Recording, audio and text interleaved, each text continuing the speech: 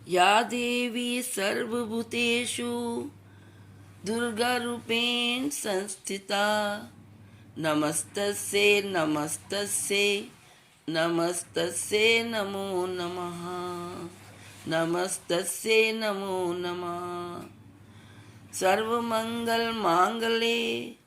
शिवे सर्वार्थ साधिके शरण्ये त्र्यंबिके गौरी नारायणी नमोस्तुते नारायणी नमोस्तुते नारायणी नमोस्तुते।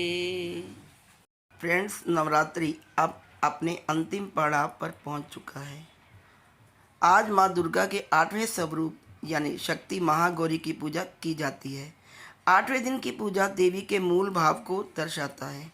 देवी भगवत पुराण में बताया गया है कि देवी माँ के 9 रूप और 10 महाविद्याएं सभी आदि शक्ति के अंश और स्वरूप हैं, लेकिन भगवान शिव के साथ उनके अर्धांगिनी के रूप में महागौरी सदैव विराजमान रहती है। इनकी शक्ति अमोघ और सद्य फलदायिनी है। महागौरी की पूजा मात्र से भक्तों के सभी पाप धुल जाते हैं और वह व्यक्ति अक्षय पुण्य का अधिकारी हो जाता है। ज़्यादातर घरों में नवरात्र की अष्टमी तिथि के दिन कन्या पूजन किया जाता है, वहीं कुछ लोग नवमी तिथि के दिन कन्या पूजा करते हैं। हम जानते हैं कि महागौरी ने अष्टमी का व्रत कैसे किया था। शिव पुराण के अनुसार महागौरी को 8 साल की उम्र में ही अपने पूर्व जन्म की घटनाओं का आभास होने लग गया था।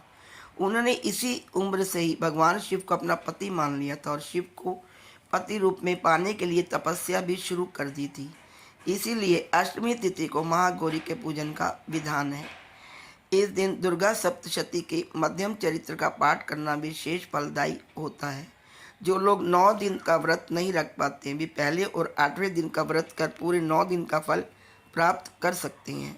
आइए जानते हैं महागौरी की कथा। देवी भागवत पुराण के अनुसार देवी पार्वती अपनी तपस्या के दौरान केवल कंदमूल, फल और पत्तों का आहार करती थी। बाद में माता केवल वायु पीकर ही अपना तप आरंभ करना शुरू कर दिया था। तपस्या से माता पार्वती को महान गौरव प्राप्त हुआ और इससे उसका नाम महागौरी पड़ा। माता की तपस्या से प्रसन्न होकर भगवान शिव ने उनको गंगा में स्नान करने के लिए कहा। जिस समय माँ पार्वती गंगा में स्नान करने गई तब देवी का एक रूप श्याम वर्ण के साथ प्रकट हुआ जो कौशिकी कहलाई और एक स्वरूप उज्जवल चंद्र के समान प्रकट हुआ जो महागौरी कहलाई। माँ गौरी अपने हर भक्त का कल्याण करती है और उनको सभी समस्याओं से मुक्ति दिलाती है। अब हम जानेंगे कि माँ महागौरी का स्वरूप कैसा है। देवी भागवत पुराण के अनुसार महागौरी का वर्ण गौर है अर्थात सफ़ेद है। इनके वस्त्र व आभूषण भी सफ़ेद रंग के ही हैं। बहुत सुंदर है। माँ के चेहरे पर माँ का वाहन वृषभ है जो भगवान शिव का भी वाहन है। माँ का दाहिना हाथ अभय मुद्रा में है और नीचे वाला हाथ में दुर्गा शक्ति का प्रतीक त्रिशूल है। महागौरी के ऊपर वाले हाथ में शिव का प्रतीक डमरू है। डमरू धारण करने के कारण माँ को शिवा के नाम से भी जाना जाता है। माँ का नीचे वाला हाथ अपने भक्तों को अभय देता हुआ वर मुद्रा में है और माँ शांत मुद्रा में दृष्टिगत है। देवी के इस रूप की प्रार्थना करते हुए देव और ऋषिगण कहते हैं, सर्वमंगल मांगल्ये शिवे सर्वार्थ साधिके शरण्ये त्र्यंबिके गौरी नारायणी नमोस्तुते नारायणी नमोस्तुते। महागौरी को धन और वैभव की अधिष्ठात्री देवी भी कहा जाता है। महागौरी अपने भक्तों के लिए अन्नपूर्णा स्वरूप है। ये धन, वैभव और सुख शांति की अधिष्ठात्री देवी है। सांसारिक रूप में इनका स्वरूप बहुत ही उज्जवल, कोमल, श्वेत वर्ण और श्वेत वस्त्रधारी है। देवी महागौरी को गायन संगीत प्रिय है और ये सफ़ेद वृषभ बैल पर सवार है। कन्या पूजन नवमी के दिन भी किया जाता है और अष्टमी के दिन भी किया जाता है। कन्याओं की संख्या 9 हो तो अति उत्तम, नहीं तो 2 कन्याओं के साथ भी पूजा की जा सकती है। अष्टमी वाला दिन यानी कि कन्या पूजन के दिन जब कन्या आपके घर में आती हैं तो वो समझिए कि वो दुर्गा का स्वरूप होती हैं। कन्याओं को पहले निमंत्रण दीजिए और उसके बाद उनको उचित आसन पर आदर सहित बिठाइए, उनके चरण धोइए और उसके बाद उन पर चुनरी, माता की चुनरी उड़ाइए और उन्हें माता का जयकारा, बोल सचिया जोता वाली माता तेरी सदाई जय करने का जयकारा बोलने के लिए कहें और उनको दक्षिणा दीजिए, हलवा खिलाइए, पूरी खिलाइए और उपहार दीजिए। कन्या पूजन में लोग हलवा पूरी और पैसे देते हैं, कई लोग खिलौने देते हैं। अगर पढ़ने वाले बच्चे तो उन्हें ज्योमेट्री बॉक्स दीजिए, उन्हें लंच बॉक्स दीजिए, पेंसिल दीजिए, रबड़ दीजिए, शार्पनर दीजिए, ज्योमेट्री बॉक्स दीजिए। तो और खाने के लिए बच्चों को आप फ्रूटी दे सकते हैं और खाने में आप मिठाई दे सकते हैं, केले दे सकते हैं, फ्रूट दे सकते हैं और आप लोग चिप्स दे सकते हैं आलू के। जो चीज़ कन्याओं को, बच्चों को पसंद हो वो दे सकते हैं। फिर आदर सहित कन्याओं को विदा करें और उनसे आशीर्वाद प्राप्त करें। ऐसी मान्यता है कि इस दिन जिस घर में कन्याएं आती हैं वो आपको आशीर्वाद देकर जाती हैं, क्योंकि वो दुर्गा स्वरूप मानी जाती हैं। तो कन्या पूजन का भी इस दिन अष्टमी और नवमी के दिन बहुत महत्व है। तो दोस्तों, अब जानेंगे दुर्गा अष्टमी पूजा का शुभ मुहूर्त।